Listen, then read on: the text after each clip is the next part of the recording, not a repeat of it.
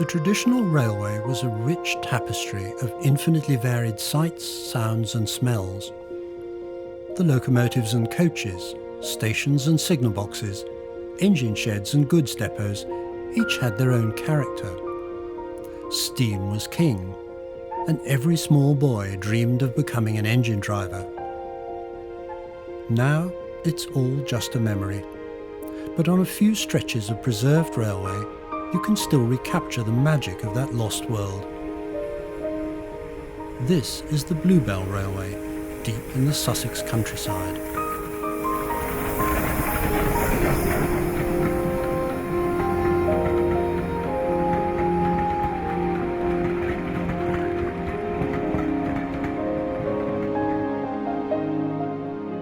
A visit to the Bluebell is far more than just a train ride.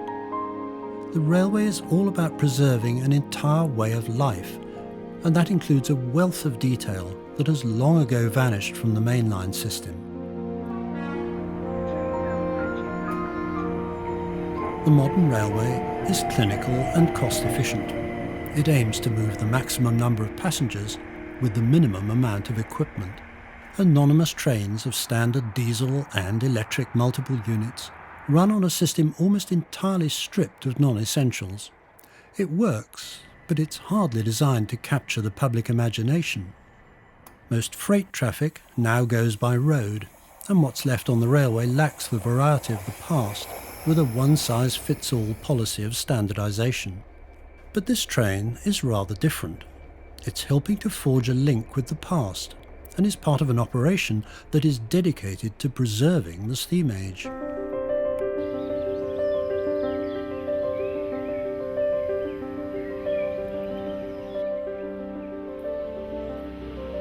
In the 1980s, the Bluebell Railway set out to relay track and extend its line northwards to the town of East Grinstead. But blocking the last half mile to the town centre and a connection with the main line was a mountain of domestic rubbish, a festering legacy of short-term planning in the 1960s, when the local council decided to dump its refuse in a cutting on the abandoned route. Today, this decision seems almost incredible, given that the Bluebell Railway was already running trains only a few miles to the south. But in the swinging 60s, most politicians saw no further than the next road scheme. The car was king, and so the refuse continued to pile up. To remove the blockage, it all had to be shipped out by rail to more suitable landfill sites. The first 1,000-ton trainload was given a grand send-off by the great and the good of East Grinstead, who were beginning to see the value of a railway line that their predecessors chose to bury. Bluebell's history really stems back to the mid-1950s. It was one of the early British Railways closures. The line really didn't recover from the ravages of the Second World War, and because by then lorries and motor traffic was beginning to increase, and the livelihood of the railway was actually beginning to ebb away. I mean, if you look at its geography, it doesn't actually serve any major conurbation apart from Lewes at one end and East Grinstead at the other end. So it was never a line that was going to be a main line. Yes, it was a major diversionary route, but it served the agricultural community, it served the Forestry Commission. Freight was its main existence more than it was passengers. But this was not a typical branch line either. Opened in 1882 by the London, Brighton and South Coast Railway Company, it was built to mainline standards, with double track on its northern section and lavish facilities, in expectation of heavy traffic that never materialised. Horsted Keynes was nowhere near the village it claimed to serve, yet it was the biggest station on the line with 5 platforms. It was also the junction for a branch connecting with the Brighton main line. In the 1930s, the branch was even electrified by the Southern Railway, but passengers remained elusive. British Railways first attempted to close the line in 1955, but were thwarted by a local resident. It was really driven by the late Madge Bessemer, who found the clause in the original Act of Parliament which said that the railway should never close. And it began to build into quite a momentum, which then forced the British Railways Board to reopen the railway line. And it began to grow into something which people became rather attached to, and there was a bit of a renaissance there. The inevitable end came in March 1958, when all services were finally withdrawn. Now the passengers that had stayed away when the railway was struggling to survive turned out in force to pay their respects. The very last train defiantly carried a large V for the moral victory of Madge Bessemer's campaign. But 4 teenage railway enthusiasts were determined that the line should be saved. They approached Bernard Holden, born in 1908, the son of a local railwayman. So one winter's night, my wife went to the door and the 4 young gentlemen stood there and said that they wanted to see Mr. Holden about the Lewes and East Grinstead line. I think they went to Waterloo, and Waterloo treated them like schoolboys and told them to run away and come back another day with adult support. In March 1959, the Lewes and East Grinstead Railway Preservation Society was formed. Bernard Holden was elected as its president. Any dreams of saving the entire line soon evaporated as the cost became clear. The society could only afford to rent the 4.5-mile section from Sheffield Park to just south of Horsted Keynes, the first stretch of British Railways ever to be preserved by amateur enthusiasts.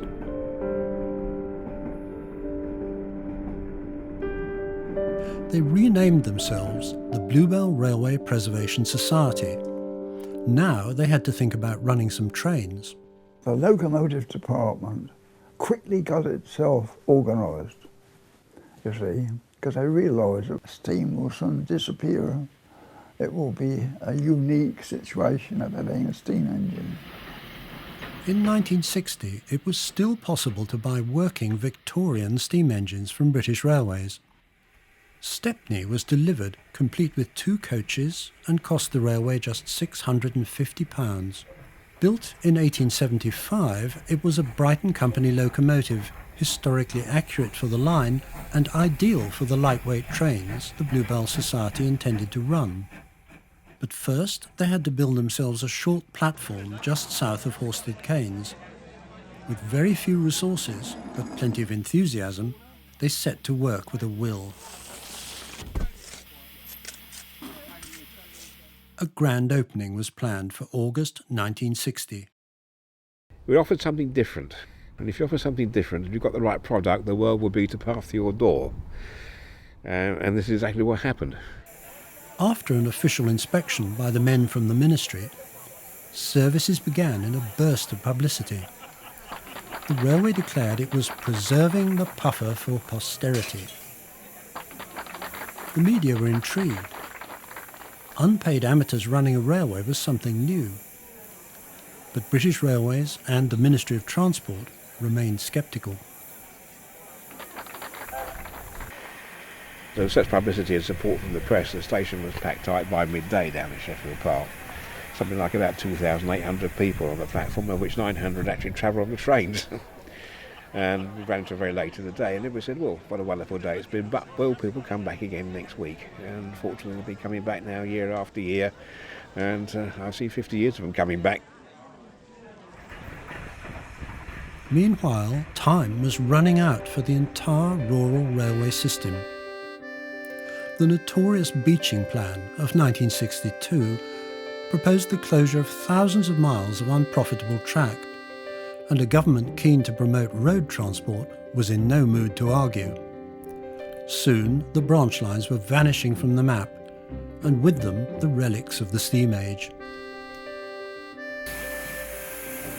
The 60s are that era where if there's one thing that shines through, it's scrapyards hard at work, literally destroying history. Because you had locomotives in the early 60s that were over 100 years old then, that had still been up to then in day-to-day use, being converted into porcaltinas and razor blades. It was done in a very brutal way, and I suppose there was this great hope for the future that, you know, well, it didn't matter, we'll build a motorway up through here or a bypass or a housing estate or something or other. Nobody will want to travel along these lines by train, they'll be happy with their car and so on, and I suppose for a while it did work. In 1963, British Railways finally abandoned Horsted Keynes station and the Bluebell Society moved in.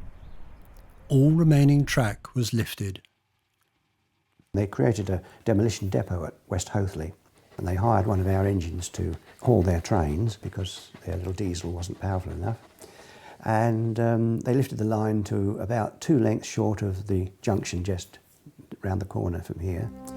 We saw the cranes there with the panel on its hook, and we said, right, that's it, we're now isolated.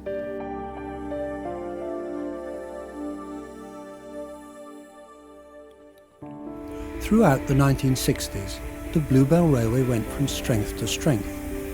As passenger numbers increased, longer trains and more powerful engines were needed. As steam gradually vanished from the main line, more and more people wanted to sample the experience of a vintage train ride, and their fares helped the Bluebell to rescue an increasingly important collection of railway equipment. Other societies that had clubbed together to save a particular locomotive or carriage found a safe and secure home on the Bluebell. Eventually, the society was able to stop leasing the line and buy the freehold, including the large station at Horsted Keynes. Inspired by the Bluebell's success, preserved railways started springing up all over the country as the preservation movement began to take off.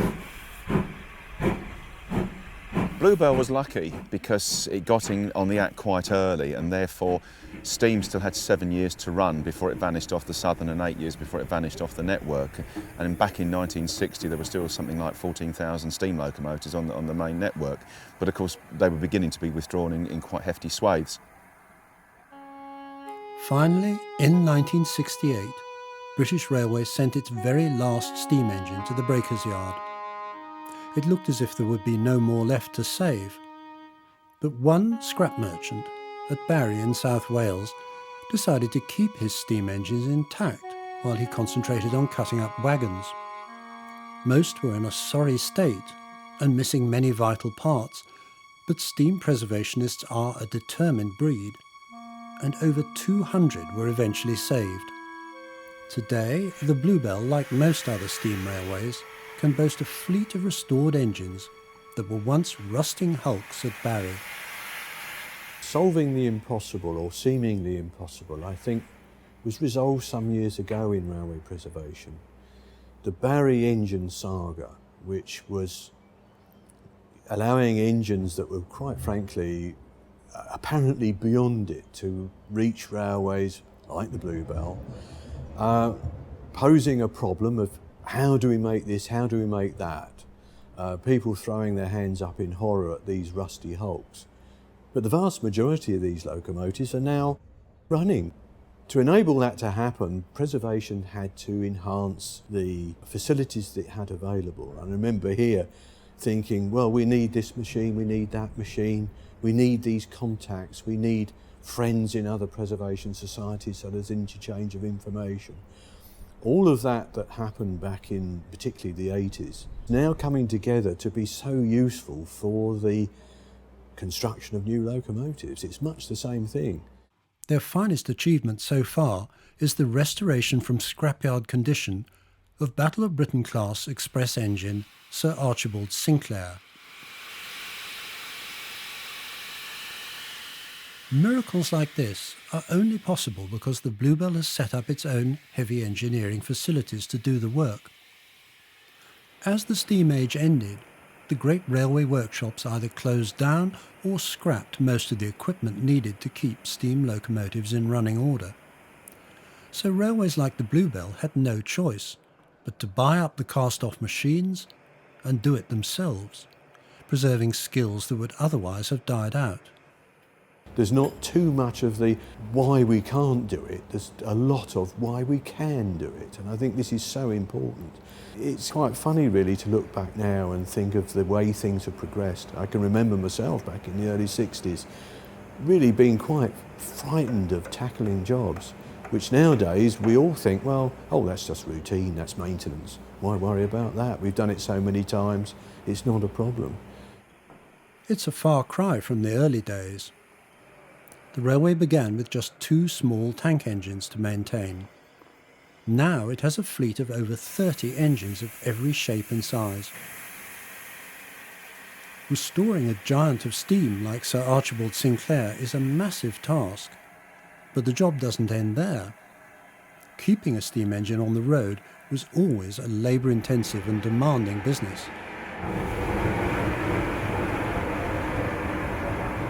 Why am I here at 5:30 on the 6th of December with the sleet running down the boiler barrel, down the back of my neck, as I'm trying to find an oil pot with the light of a little torch and washing out the boiler of all the sludge and other nastiness, and climbing into a firebox to sweep off the brick arch and check the ends of the tubes and stays. It's yeah. Not everybody would choose to get up at dawn to spend long hours getting covered in coal and oil. But this was the day-to-day reality of the steam age, and today's enthusiasts are more than willing to continue the tradition. For them, the rewards easily outweigh the grit and the grime. To see something come from a pile of rust and a pile of scrap, to take it out on our line, it's something you've got to do yourself to fully understand. You've got to be there on the footplate, or you could come up with some philosophical argument that says we are harnessing nature's elements of fire and water and controlling it, but I think come and see it.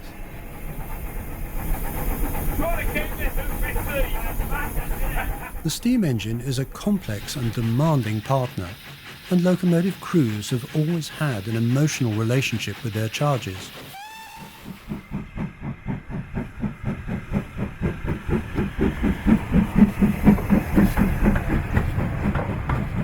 They've definitely got a personality. Each of them are different. We always refer to them in the feminine. She's a good engine. And very much like your girlfriend, wife or partner, if you mistreat a good woman, they will let you know. The same as a locomotive. What are we doing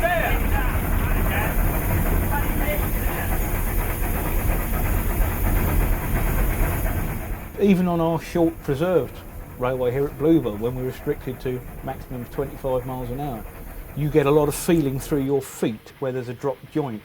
You can feel the loco start to roll into it, and then you must be aware if there's a weight transference on the driving wheel, so she might slip, and you'll feel that through your feet. The springs will tell you what's happening. It's all about understanding the machine. Different drivers have always had their own individual way of handling a locomotive, but all share deep respect for the power of steam.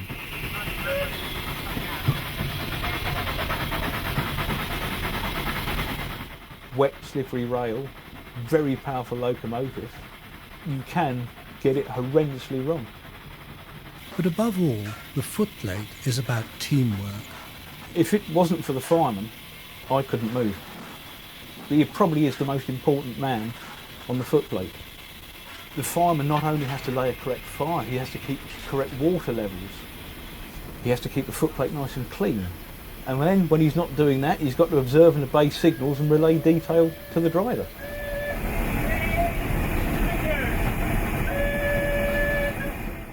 An engine like this, I've got the best part of 30 feet of boiler and smoke box. I can't see anything when we're going round a right-hand bend. So he has to be my eyes for that side, looking for the distant. Yeah, we've got it. Carry on.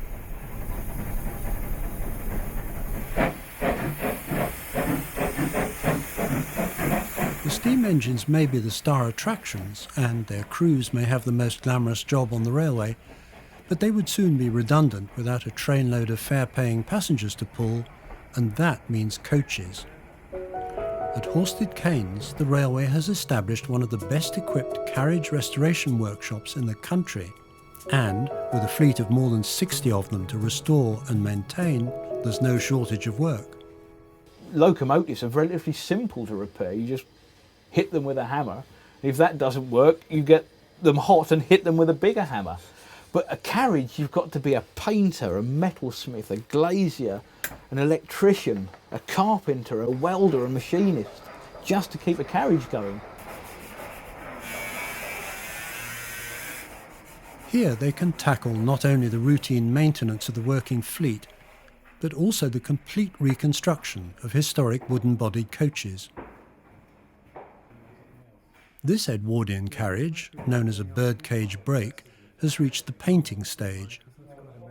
In today's world of air-conditioned trains with their sealed windows, power-operated doors and open-plan seating, these coaches are part of another age. They are direct descendants of the horse-drawn stagecoaches, a series of individual compartments with doors on each side and no corridor. But these priceless relics are not destined for static display in a museum, with signs saying "Do not touch." They are a piece of living history, which we can all climb aboard and ride in, just as their original passengers did. You could just shove it in a museum behind glass and everyone can say, wow, that looks great. But actually, that's not the experience. The experience is getting into a carriage, riding behind a train. This part of the country is known as an area of outstanding natural beauty. What better way to actually see the countryside than from the window of a steam-hauled heritage railway?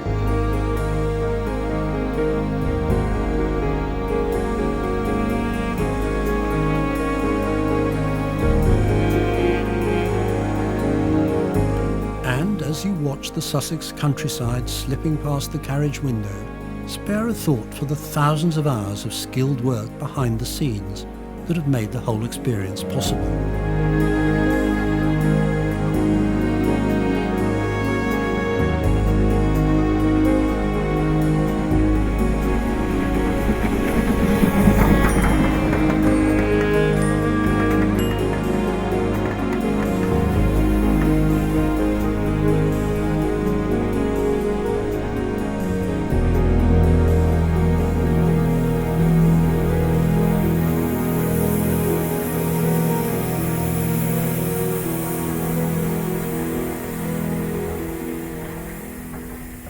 When the preservationists moved in, Sheffield Park was just a small wayside station, built to serve the country seat of Lord Sheffield, a few local farms, and not much else.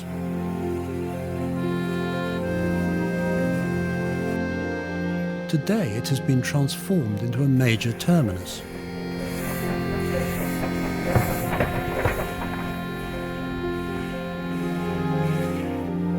The platforms now boast a pub and restaurant, a shop, offices and a museum.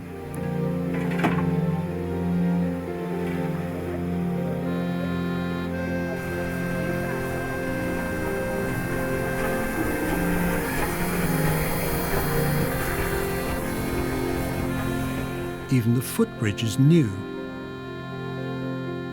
Unusually, the signal box is on the platform, giving visitors a rare chance to watch a signalman at work.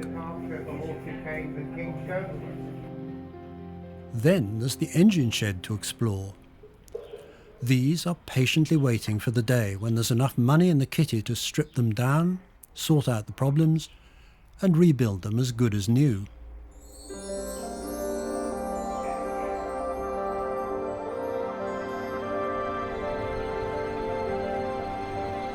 It can be a long wait, for nothing comes cheap in this business. An engine that cost a few £1,000s to buy can easily cost 100 times that figure just to overhaul at today's prices. But it's not only a matter of money, it's also about people, skilled people with the right mixture of determination and vision that's needed to get the job done. it's a love-hate relationship. It's a bit odd, isn't it? We've spent most of our working lives working on a preserved railway with all of the mess and the stress of doing just that. But there's also the love that comes from it, the sense of achievement, the job satisfaction, the great joy almost of finding that you're passing on information to young lads, apprentices, kids that are taking interest in all of this. Hopefully they're going to be the nucleus of 10, 20 years' time of preservation. And they have a vital role to play, helping to ensure that this unique railway continues to offer its visitors its own brand of living history. The moment you park your car and buy your ticket, you enter another world, a time warp which feature film makers regularly use to good effect. When a steam train plays its part in a period drama, the chances are it will be arriving at Horsted Keynes, whatever the signs may say. Like all the original station buildings of the 1880s, Horsted Keynes is an architectural work of art. The plaster decorations and stained glass, the inscribed stonework and the ornate ironwork were all designed to create an image of reliability and quality.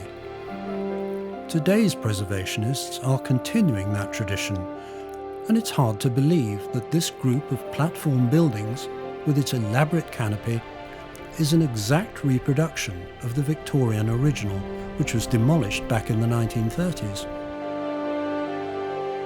And it's not just the buildings that are important.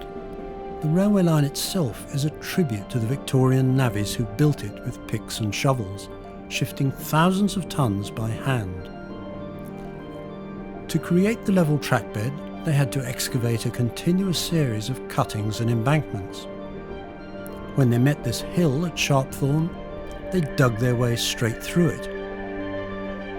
It's the longest tunnel on any preserved railway and brings an added sense of adventure to the ride.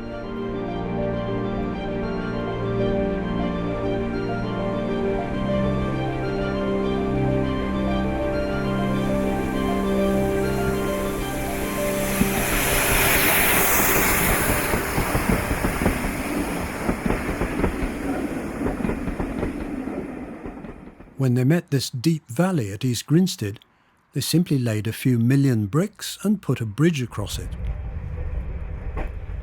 The Bluebell paid just £1 for the derelict Imberhorn Viaduct, which the national network was only too glad to be rid of. Now, fully refurbished, it carries trains once more. This one offered short trips from the Bluebell's new station at East Grinstead to the north face of the rubbish tip.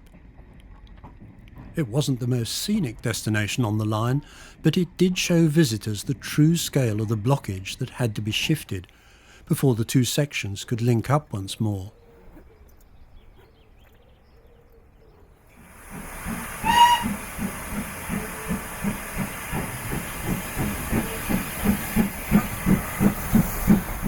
Before the days of colour lights and electronic systems, every railway line was controlled by mechanical signals. Each station had its signal box, a mysterious world full of polished brass instruments and levers connected to points and signals by rods and wires. On the Bluebell Railway, that tradition still continues. I used to go to the local station and take an interest in the goings-on there, and it wasn't long before I was invited up to the signal box by the local signalman, and once you've accessed one box, you manage to talk to the others via the signalman at either side, and so your area spreads. This was, of course, all unofficial, but it raised my interest in railway signalling. I started as an apprentice electrician, and I served my apprenticeship there and then went on to the railway.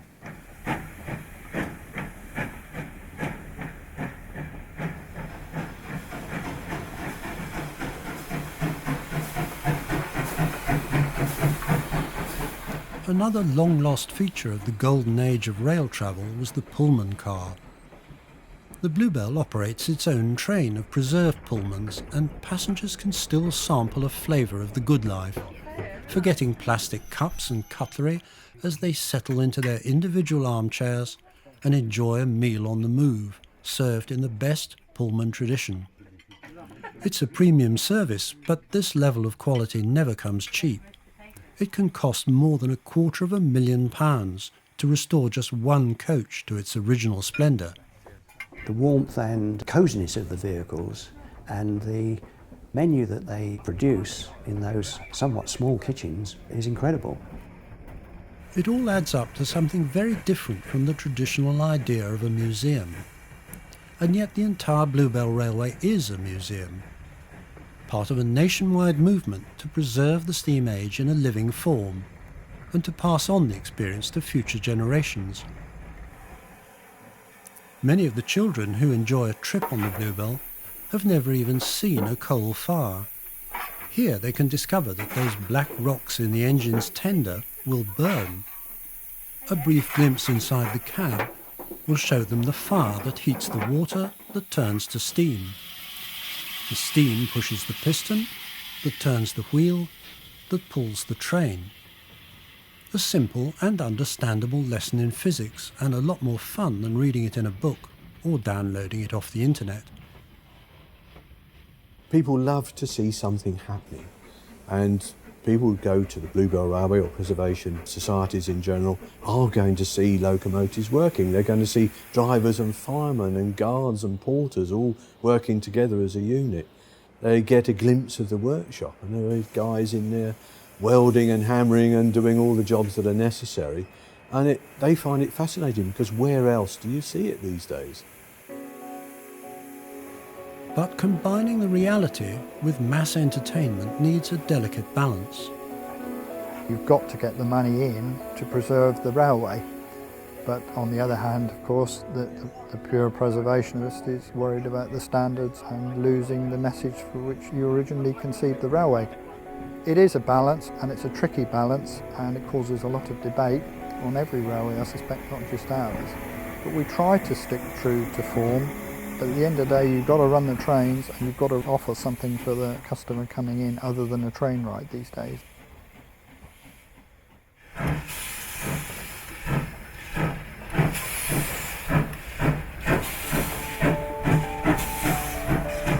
The Bluebell Railway is a major player in the multi-million-pound business of tourism. The figures are impressive. The railway has an annual turnover of more than £3 million. Over 30 paid staff form the nucleus of the Bluebell operation, while an army of volunteers drawn from a membership of over 10,000 supporters provide many thousands of hours of unpaid labour. It's their contribution which makes the railway viable. I joined the Bluebell back in 1968. I answered an advert in Railway World that said people wanted to come and run a steam railway. And I duly turned up at Sheffield Park, where I was greeted by the late Horace May, who thrust a London Transport bus conductor's satchel in my direction and said, "There's 6-penny car park tickets, off you go." And that's how my long association with the railway began. The volunteers come from all walks of life, united by a shared passion for the Bluebell. Some are professional railway staff with a day job on the main line, but still wanting to experience the richness of the steam age. I'm based at Red Hill, where I'm a driver for Southern Railways on the Brighton Main Line. I've been fortunate enough to be promoted through the grades to become a Bluebell Railway driver, and when I'm not doing that, I'm part of the group that's reconstructing Brighton Atlantic locomotive Beachy Head. In 1958, the very last London, Brighton and South Coast Railway Express engine of the Atlantic type was withdrawn. Despite the importance of the design, Beachy Head was not added to the National Collection of Preserved Engines, and she was scrapped. Very, very sad. And there were people around us who, back in 1958, had tried to purchase this engine. Only the whistle and the regulator handle survived as souvenirs. But now, a reincarnation of Beachy Head is taking shape here in Atlantic House, a purpose-built workshop at Sheffield Park. It uses an existing boiler from a similar engine, parts from an authentic tender, and, of course, the whistle and the regulator. all other parts are newly manufactured, using some of the very latest engineering techniques. To actually start a project like this, it can't be down to one individual. Lots of people have got to come along and be positive about it, and the odd individual that's going to say, oh, well, I know it's almost impossible, but let's go for it. What the heck, you know, let's have a go. You say, OK, well, let's have a go at a little bit of it. Let's see if we can do something with this tender frame. Let's just see if it is suitable. Let's see if we can get some more drawings. This is where the National Railway Museum was so helpful. They allowed us to go through the Southern Archive and we searched and got the Atlantic drawings.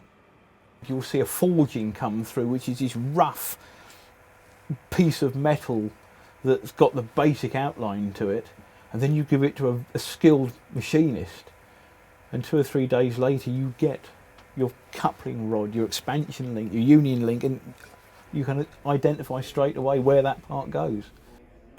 This is one of the coupling rods.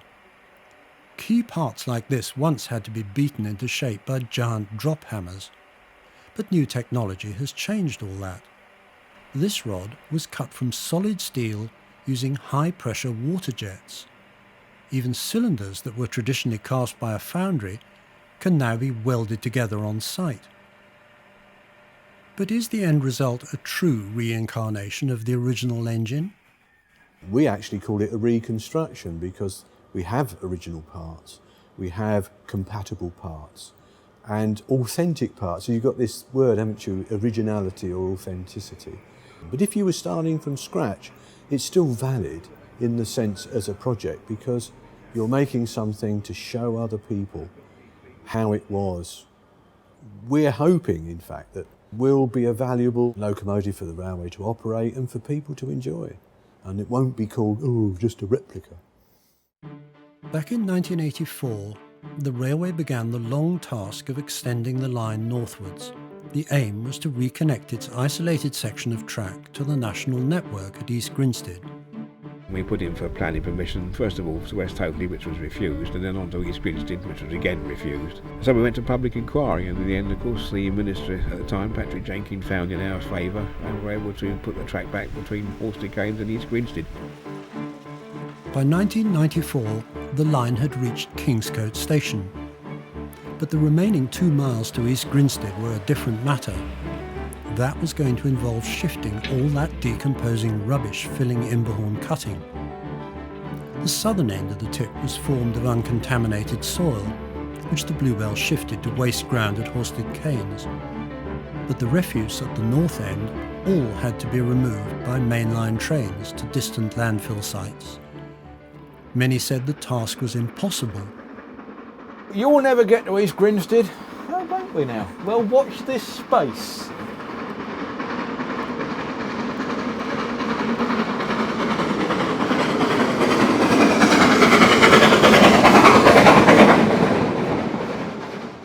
It cost millions, and it took years to shift the blockage. But eventually the route was cleared. And in 2013, the first train steamed through the cutting and returned in triumph to East Grinstead. The doubters had been proved wrong. Platform number 3 is for East Grinstead. Any more passengers of this service, please join the train and close the doors. When the pioneering Bluebell volunteers watched the last panels of track being lifted back in the 1960s, few could have believed that this service would ever run again. But here it is, and looking for all the world as if it had never been away. This coach is now 100 years older than the track it is running on, but the two combine perfectly to recreate an experience in time travel that is entirely authentic. It all looks so natural that most passengers would never guess how big a challenge it was putting it all back. One thing the Bluebell has always been very, very good at doing, and that is rising to the challenge. If you look back historically, all the challenges it's faced, and people have said, you shouldn't do that, or it's silly, or it'll never pay off, or whatever. And the railway has done it, it's faced the challenge. Look at what's going on here, you know. People said we would never get to East Grinstead, and that pioneering spirit is still there, I think. These expensive projects are only possible because the Bluebell has become a thriving business, and yet it has always kept faith with the original vision that began it all back in 1959. The bulk of our customers aren't railway enthusiasts. They're people out for a day out. So all in all, we're expanding the railway, hopefully in a subtle way that adds a bit of value to the customer's ticket without turning it into a theme park.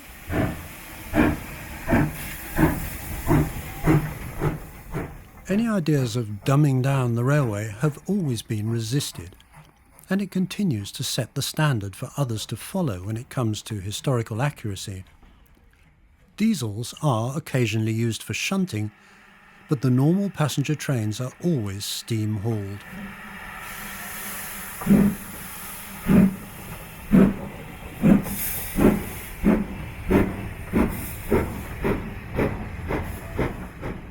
People say, I guess you're playing trains this weekend.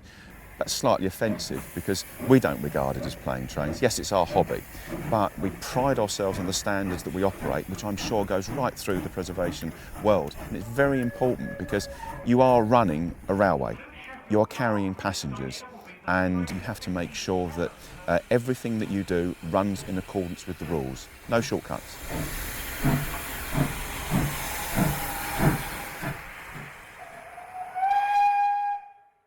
I can well remember some of my first contacts with outside industry asking for costs on castings and things. And they would say, oh, we'll help you out with your puffer, don't worry. Now, railway preservation is sought by outside industry as being a good source of revenue for them because so much work is put out. They're taken as responsible people, they're taken as a good source of income for these companies. Yes, preservation, I think, is now recognised as being the people that are obviously preserving these items, but are trying to do so that it is approachable by the public, so that the public can come here and enjoy what has been achieved and what is really their heritage. It's not really the preservation people's heritage, it's the country's heritage.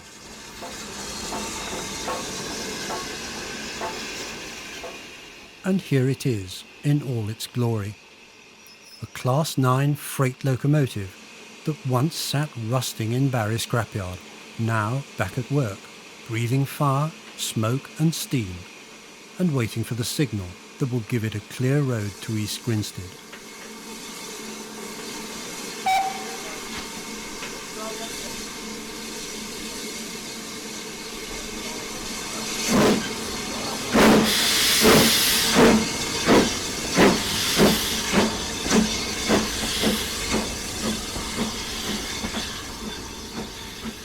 So where does the Bluebell go from here?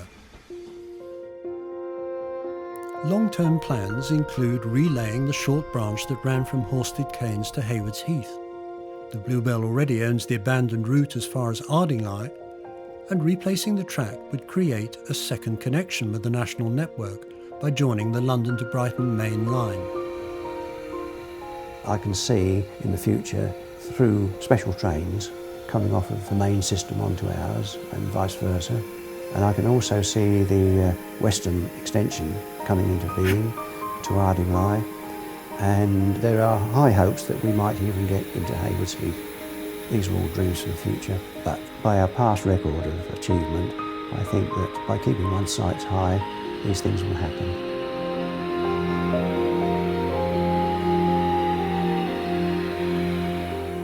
People are saying, well, we'll start about thinking getting to Ardingly next, you know, and then through to Haywards Heath, and so it goes on. And that's great, because that's the way it should be. It shouldn't stagnate.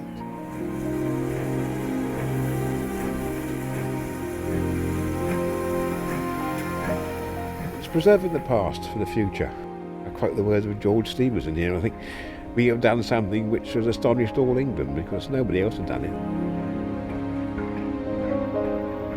History will tell you that 4 students thought, well, wouldn't it be a good idea to reopen the railway? And that was the little acorn that grew into the oak tree which you see today.